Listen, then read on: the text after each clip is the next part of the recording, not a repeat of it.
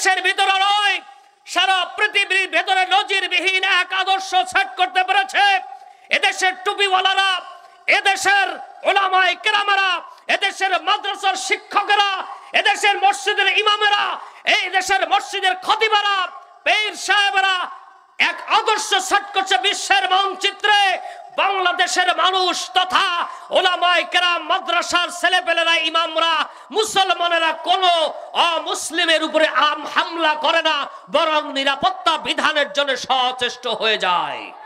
সুতরাং আমরা বলতে চাই, আমরা ভারতের ভেতরে আমাদের মুসলমান ভাইদের উপরে যে অত্যাচার হচ্ছে, যে নিপীড়ন হচ্ছে, যেভাবে অত্যাচার হচ্ছে, এগুলো বন্ধ করতে হবে। এগুলো যদি বন্ধ করা না হয় তাহলে বাংলাদেশে কি পরিস্থিতি হবে আমরা তা বলতে পারি না। জোরে বলুন ঠিক কিনা? আমরা বলতে চাই এগুলো বন্ধ করুন।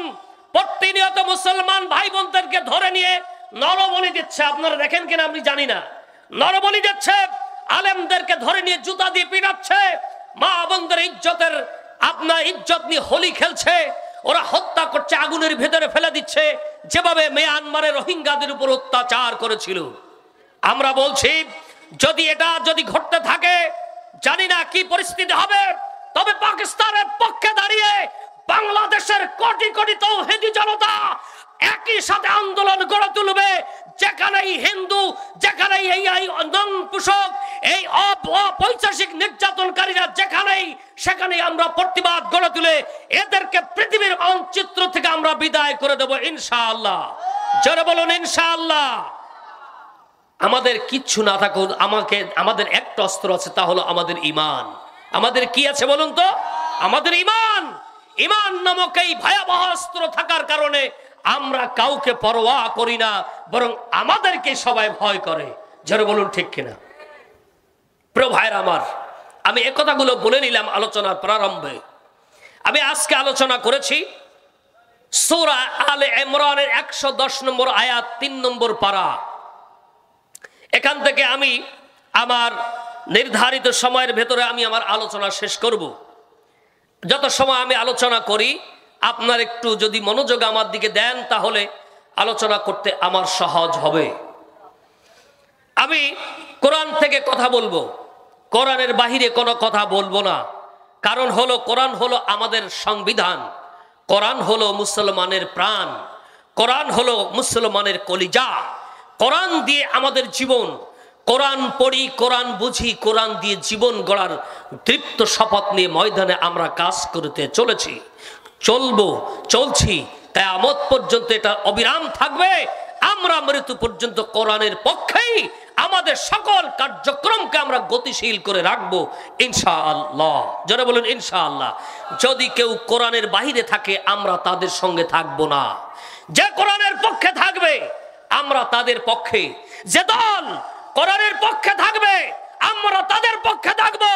যে দল কোরআনের বিরুদ্ধাচরণ করবে, কোরআন তাদের মানদণ্ডে থাকবে না, সংবিধানে থাকবে না, কোরআন দিয়ে তারা দেশ চালাবে এই প্রতিশ্রুতি যারা দেবে না, যাদের সংবিধানে কোরআন আনবে না, ওরা কান্নাকাটি করলেও আমরা ওদের পক্ষে থাকবো না, থাকবো না, থাকবো না। মৃত্যু পর্যন্ত কোরআনের পথেই আমরা থাকবো ইনশাআল্লাহ। পারবেন না? আল্লাহ কবুল করুন। আল্লাহ তাআলা বলছেন, কুনতুম খায়রা উম্মাতিন উখরিজাত লিন-নাস তা'মুরুনা বিল মা'রুফি ওয়া তানহাউনা 'আনিল মুনকার ওয়া তু'মিনুনা বিল্লাহ। আল্লাহ রাব্বুল আলামিন বলেন, কুনতুম খায়রা উম্মাহ, তোমরা হলে সেরা জাতি, তোমরা হলো শ্রেষ্ঠ জাতি, তোমরা হলে পৃথিবীতে যত জাতি আছে তার ভিতরে বেস্ট অফ নেশন, সেরা জাতি। আগেই বলেন সুবহানাল্লাহ। কথাটা কে বলছেন? বলা লাগবে কে বলছেন কথা? আমার আল্লাহ বলছেন। আমার আল্লাহর কথা কি ভুল হতে পারে? আমার আল্লাহর কথা কি অসত্য হতে পারে? না। ওয়ামান আসদাকু মিনাল্লাহি কিলা। আল্লাহ থেকে সত্যবাদী আর কে হতে পারে? বলুন আল্লাহু আকবার। আল্লাহ বলছেন কুনতুম খায়রা উম্মাহ, একটু গরম পানি। তোমরাই হলো শ্রেষ্ঠ জাতি। কারা বলুন তো? তাফসীর গ্রন্থগুলোতে লিখেছে, এখানে আল্লাহ বলছেন মুমিনদেরকে। সুবহানাল্লাহ কবেন না? তোমরা হলো শ্রেষ্ঠ জাতি।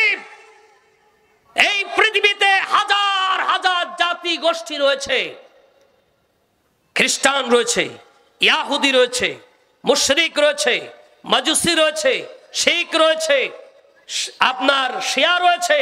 যত জাতি থাকুক না কেন, হাজার হাজার জাতির ভেতরে আল্লাহ আপনার আমার শ্রেষ্ঠত্ব দিয়ে বলছেন তোমরাই শ্রেষ্ঠ জাতি।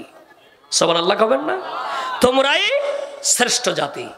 এরপরে আরেকটা অর্থের মানা দিচ্ছে, তা হলো এই কুনতুম খায়রা উম্মাহ বললে আল্লাহ বুঝিয়েছেন যত নবী এসেছিল সকল নবীর উম্মাহ তো এর ভেতরে আছে, কিন্তু তার ভেতরে নবী মুকাররম বিশ্ব সবার সভাপতি জনাবে মুহাম্মদুর রাসূলুল্লাহ সাল্লাল্লাহু আলাইহি ওয়াসাল্লামকে আল্লাহ তাআলা বলছেন, হে নবী তুমি যেমন সেরা তোমার উম্মত সেরা। সুবহানাল্লাহ কইলেন তো এইভাবে, কলিজা থেকে বলুন সুবহানাল্লাহ। আল্লাহ যখন বলে তোমরাই সেরা, এর থেকে বড় পাওয়ার কি আছে? কিছু বড় পুরস্কার কি কিছু আছে? বড় পুরস্কারে কিছু নাই।